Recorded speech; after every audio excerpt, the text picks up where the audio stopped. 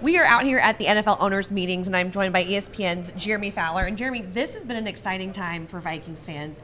A big spotlight on what the team is going to do in this year's draft. What have your conversations been like around owners meetings regarding the Vikings? Well, they're certainly a hot team as far as what they're up to. People want to know exactly what their plans are, which they're not obviously revealing, but armed with 2 first-round picks. The feeling around the league is that they're going to do something quarterback related at some point. Can they package those 2 to move up to where they need to get to get the guy they want? You know, I sat in on Kevin O'Connell a little bit during his session with the media, and he was talking about how he wants to get to know all these quarterbacks that are draft eligible so that he builds a relationship with them, that maybe they want to play for the Vikings and see something in him. And so I thought that was interesting that he's taking a pretty invested approach in all this, and he's obviously doing a lot of legwork right now. What do you think what type of quarterback from this class would fit really well in Kevin O'Connell's system? Ooh, well, they need somebody who's smart. There's a little bit of a feeling that it's going to take a little bit of time for a young player to really master the offense. Not that Coach O'Connell can't tailor that to a young player, but with Sam Darnold there, they're paying him decent money to come in and be really a bridge gap, stopgap quarterback. So that gives the rookie probably a year to learn the system and go from there. And I think that's probably necessary based on all the nuances that they're going to have to learn with that offense. So just somebody who's really smart, somebody who's a born leader, and somebody who's accurate with the football. I think those are going to be probably the main things, but I'm sure there are many. I'm sure there are many. This free agency period, we talked to you at the Combine. So then all these waves of free agency moves have now happened. What stuck out to you the most about what the Vikings did in the free agency market? Yeah, so it's interesting. I really think they took this opportunity to, sort of reset the roster, not rebuild it, but just to say, okay, if we're not going to pay Kirk Cousins what his market demands, which was a lot, then we're going to look for value. I think of signing Shaquille Griffin at cornerback for, I don't know what the final number was, but it's a reasonable one-year contract. Like, let's go get value there. They trade Danielle Hunter for Jonathan Grenard, who both 2 really good pass rushers. Hunter was a little more expensive, so they got somebody who's younger and a little cheaper. Like, I just saw that as this is a team that's going to be looking for value, trying to give themselves more flexibility down the road. So when they want to make big splashes or big moves, whether it's in the draft or elsewhere, they feel like they can do that. They're not beholden to just a few big contracts.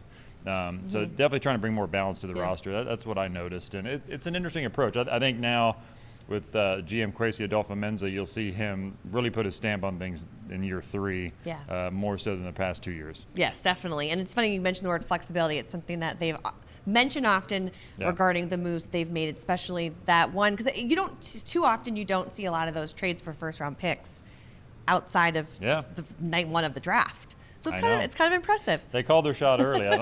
There's probably a strategy there that I'm not totally aware of yet. I'm sure. They wanted to get ahead of it and maybe even put a bat signal out there. Like, right, we're hey, looking, call right? us. Yeah. Right. When you go to owners' meetings, I'm sure you've been to plenty of them before. What do you like about them? What do you like to accomplish while you're here? So really for me, I just like to catch up with as many people as I can. Certainly the breakfast where you get the round table, if you're working on a story or a trend story or, you need to get some perspective from coaches on various things or just catch up with what they're doing with their roster, then it's just a good place to do that. Today I just kind of bounced around all the tables and tried to get snippets of really all the coaches. But it's, for my purposes, it's great for networking and getting time with head coaches and GMs that you wouldn't normally get. You can pick their brain on some of the broader issues around the league, like obviously the kickoff rules was a big topic. So it's fun. It's a more relaxed setting than like in season, if you go visit a team and everybody's stressed out and here they're in Florida and everybody's more amenable to talking I do like that. You mentioned the real reason why we're here, right? The rule changes, the bylaws, all those meetings that the owners go through, and they just passed the new kickoff rule, as you mentioned. Yep. Can you go into more detail for Vikings fans and what they can expect from that?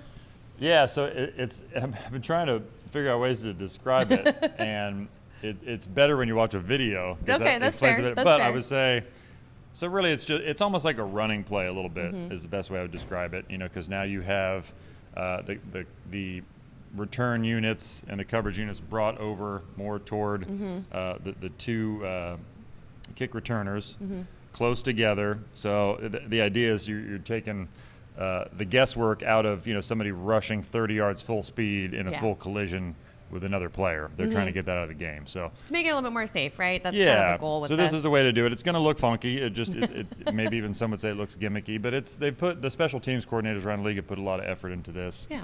They feel like it's the best model.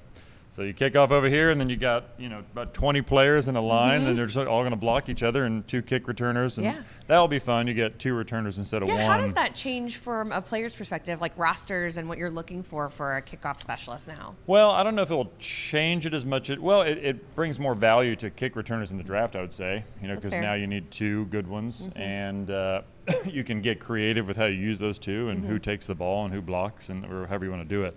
So that will be interesting. I don't know if it changes like who players look for, but it does bring more value to those players. Because it was getting to the point where everything was a touchback. Exactly. Yeah. And that could have eliminated a lot of jobs eventually. Now you keep those roster spots intact for special teamers. Well, it's only for a year. We'll see how it goes. Yeah, just like everything else. Thank you again for your insight. You can find his work at ESPN.com. Jeremy Fowler. Yeah. Thank you.